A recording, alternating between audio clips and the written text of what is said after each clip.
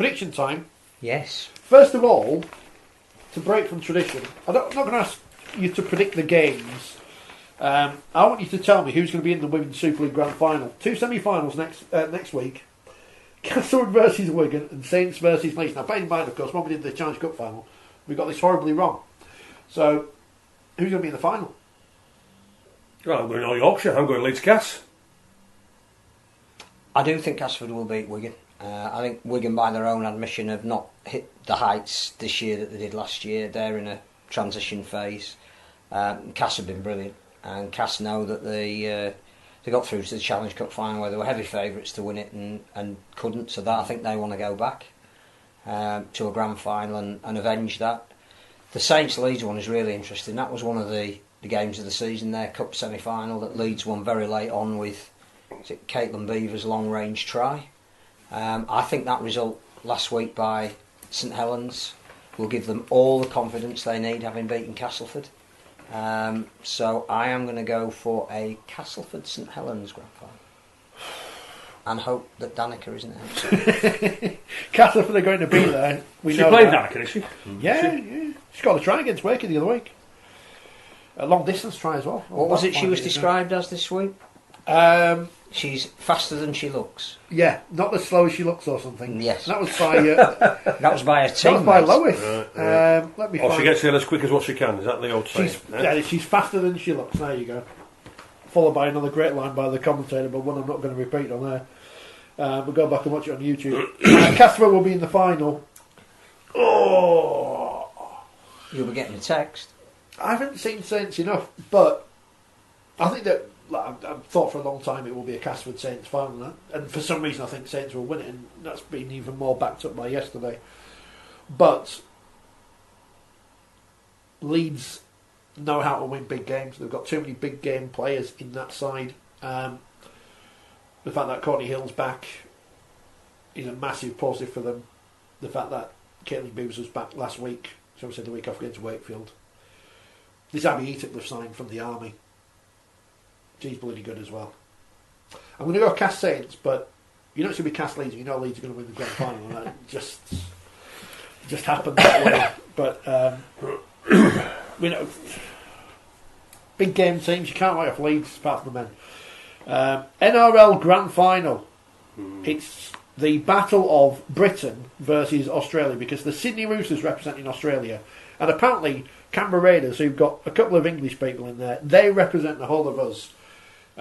Sunday morning, 9:30 or something. Yeah. It won't kick off on time. It's a 10:30 kick-off. I think they've got all the build up. 10:30, there you go. Canberra having beaten South Sydney. One Republic of the band playing beforehand. Yeah, so tune in at 10:30. Canberra beat South Sydney. The Roosters beat the Storm. Who will win? Will it be back-to-back titles for the Roosters? Or Well, I saw the Roosters play Canberra. I think it was about 5 or 6 weeks ago down at Queanbeyan, and from there, and just total quality. You know, from 1 to 17. I'm not saying the Canberra Raiders aren't their sheer quality because they are, but I just feel as though they've got the wool over them. The Roosters on Canberra. Great that the British guys are making, you know, all the headlines down under at this moment in time. Certainly John Bateman. You know, as I've mentioned about John before, he's a freak of a rugby league player, and he's taken the NRL by storm. Josh Hodgson, you know, if it wasn't for Cameron Smith, easily the best hooker in the world from there. And Ricky Stewart, getting the tune out of all his players. But I just feel as the way the Roosters, Cooper Cronk, his last ever professional games, retiring after this one. We all knew what he did last year, just with one arm. You know, what's going to be like organising this year with two arms, fully fit. Want to go on a massive fight. Tedesco, we're just looking at him there, best player in the world at this moment in time. Boyd Courtney again, the second rowers, but I just feel as though the Roosters a little bit too much quality. For Canberra, they've not been there, Phil, for what, 25 years is it? 25 years, big occasion. I don't think that'll get to them, to be honest with you, from there.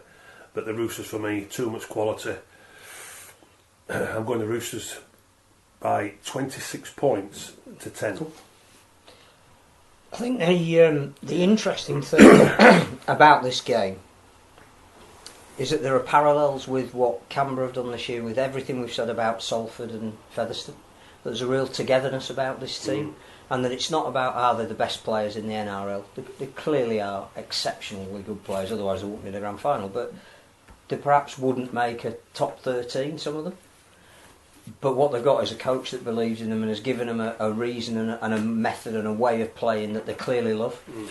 And they've nilled 3 teams this year, which is virtually unheard of in the NRL, which tells you that their defence is bang on. And it is defence that wins the big games. So we've got a great story. We've either got the Roosters going back to back, which hasn't happened since 1993, or we've got Canberra winning it for the first time since 1994.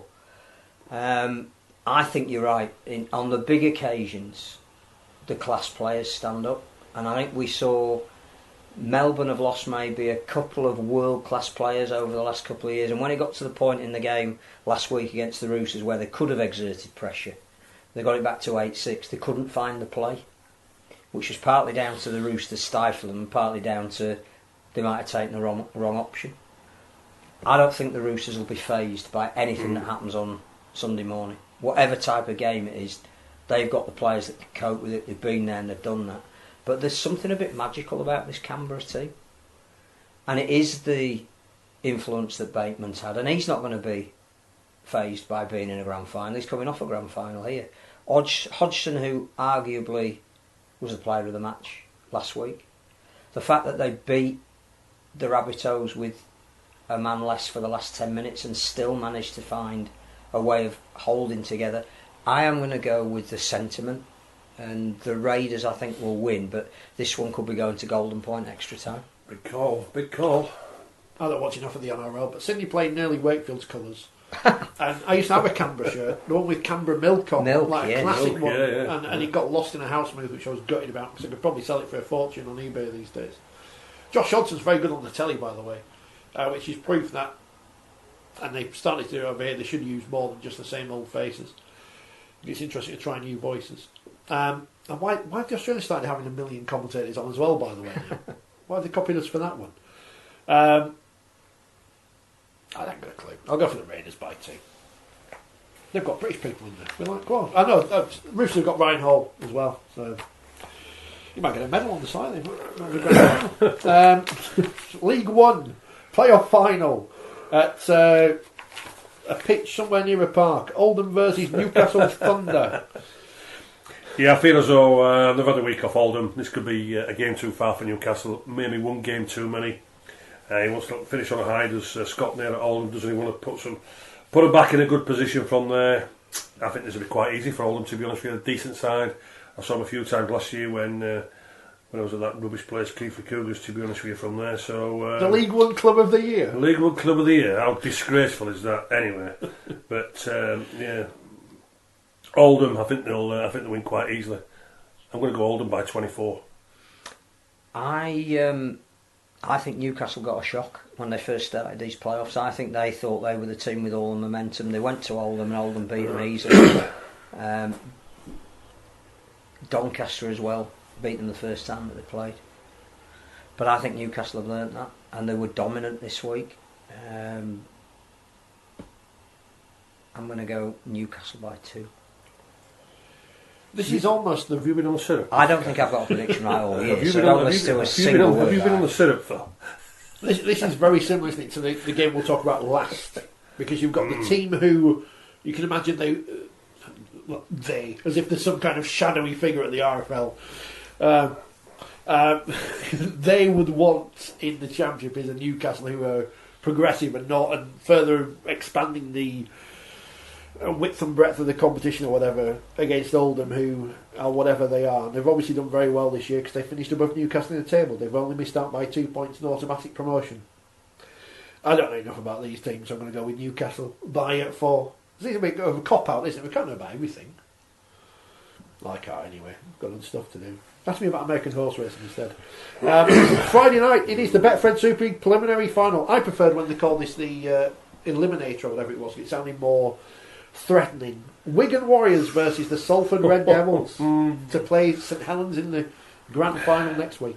Looking forward to this one. Looking so forward to this one, as we know the Wounded Warrior, exactly what happened to him last week against St Helens. They won't worry about that, as we said earlier in the show from there, and they're the holders. They don't want to let the trophy go quite easily, and they won't do. They won't. This is their part of the season. This is a business end. This is what's in their DNA. And I say they know what it takes to win these big games. But, and you'll say to me, have you been on syrup, Scully? No. Salford would have learned from 2 weeks ago, from a point of view where, yes, they will be patient, but this time Salford will be a little bit smarter. I think Ian Watson will come up with a slightly different game plan for some of his players. Jackson Aces won't be changing, Lola here won't be changing, but maybe just some of his forwards a little bit running out wider. They might change from the left to right, but there'll be something else a little bit different for me with Salford on Friday night. It's a great story, and I don't think this story and I don't think this journey's ending on Friday. I don't. Salford have learned. I mean, Salford, with no pressure, enjoying what they're doing. I'm going Salford to turn Wigan over on Friday, and I'm going Salford by 7. I think you make a very compelling case, and I don't think anybody who's watched Salford in the playoffs and saw them nil a team this week would know that they are up for this. They've got the constituent parts to trouble Wigan. They could have beaten them a fortnight ago. Absolutely. What they didn't do, as we said at the beginning of the programme, was just take the chances when they made them. They made the chances, but they just couldn't take them. I think it would be a great story, and I would love Salford to win, because I think the grand final is desperate for a new name in there. Whether they win it or not is a debate for next week, but I don't think it would do the sport any harm at all for Salford to appear round the corner from where they play. I think there's a lot of narrative there. But you look out the window, it's raining. You look at what Wigan do probably better than any other club at this time of the year, and that is know how to play a game in this time of year and in this weather and in these conditions, and they've got so much experience. You know, you're not going to tell me that Sean O'Loughlin and Tommy Lulai this week isn't reminding them exactly what it is that they need to do. You know, Zach Hardacre has got a huge incentive to play on a stage that he missed out on last time he had the opportunity, and he's been getting better every week. I've just got a feeling that the young Wigan forwards got a lesson last week from St Helens, and that they may have thought they were the finished article and have been reminded that they're not, which will make them come back even more determined this week. I can see this going to the last minute, but I just have a feeling that Wigan will win it by 2 points, because it's what Wigan do. I'm still getting over the KFC pies, by the way, in Australia. $5. Yeah.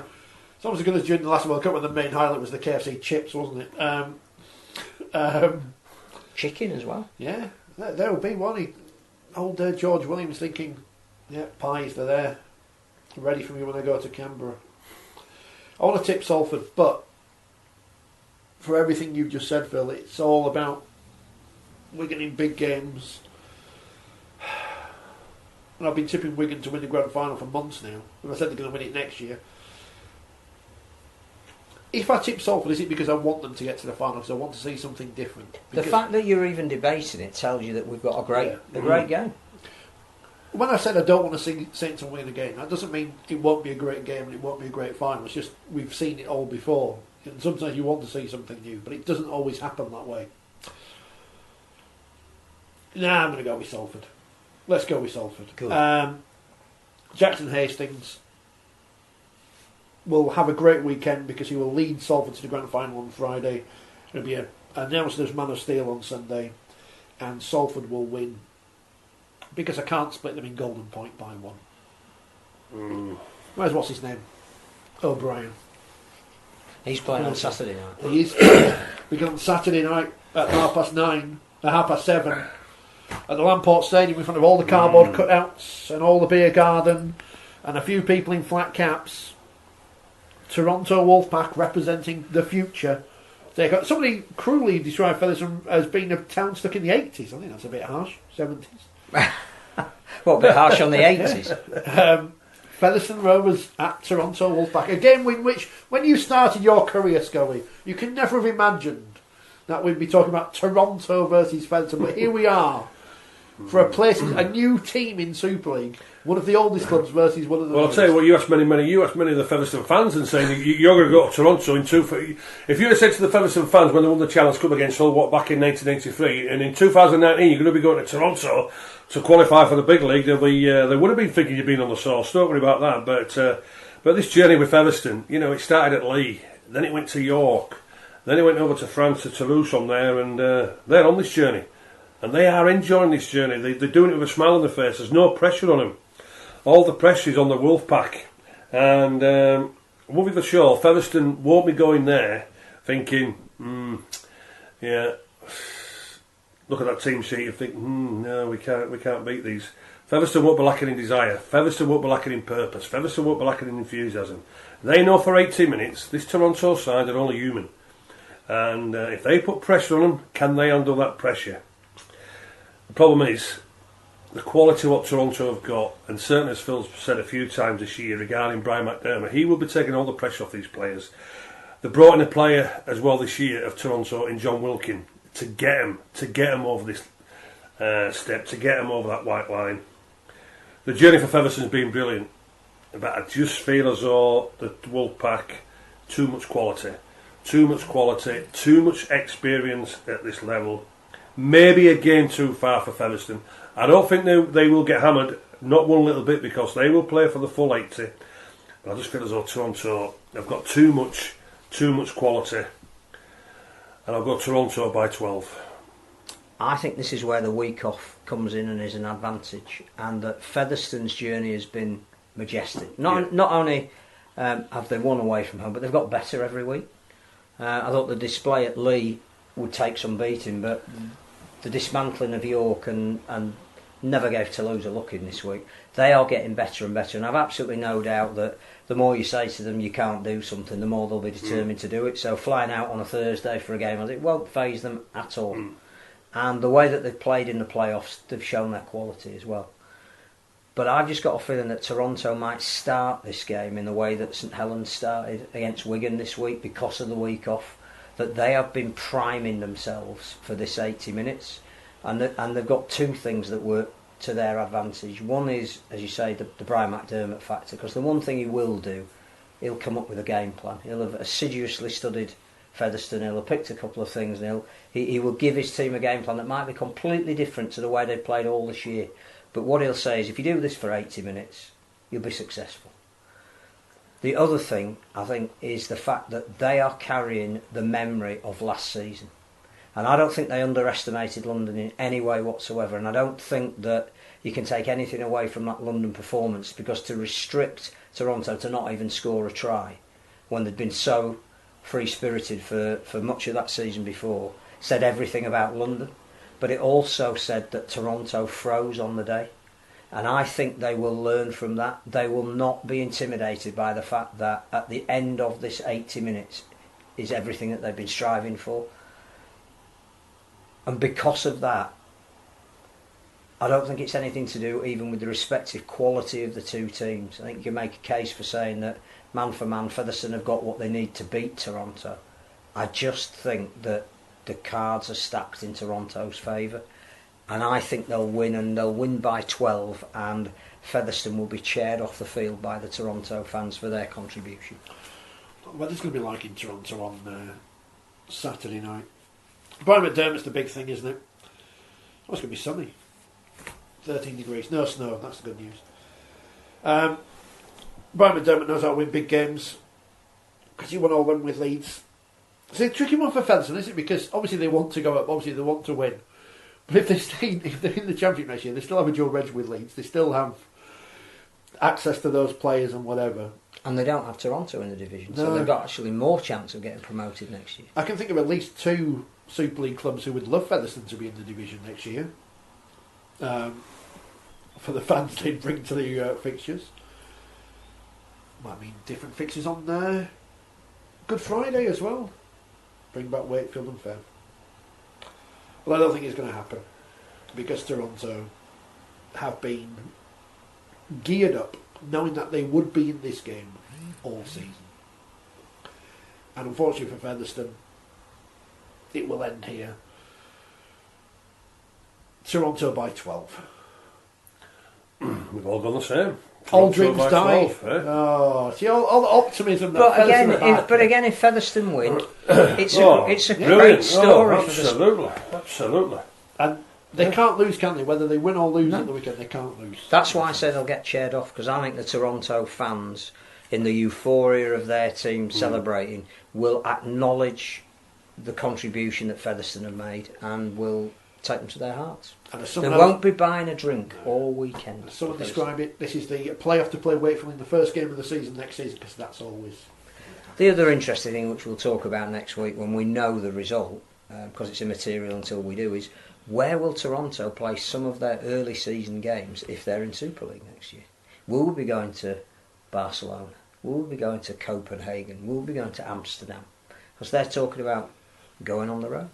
Dublin, Rotterdam. Well, it'd be interesting. It's there's no point talking about it until you know if they've achieved it, but it changes the dynamic a little bit of what Super League might look like. Well, the great thing about it, fellas, we're on the road next week ourselves, and we'll see you all in Castleford next week. Well, we're here first, and then... Oh, we're here Monday? We're here Monday. We've got two shows, have we? Well, by popular demand. All right, so it's Monday and Tuesday. Oh, right. Double bubble.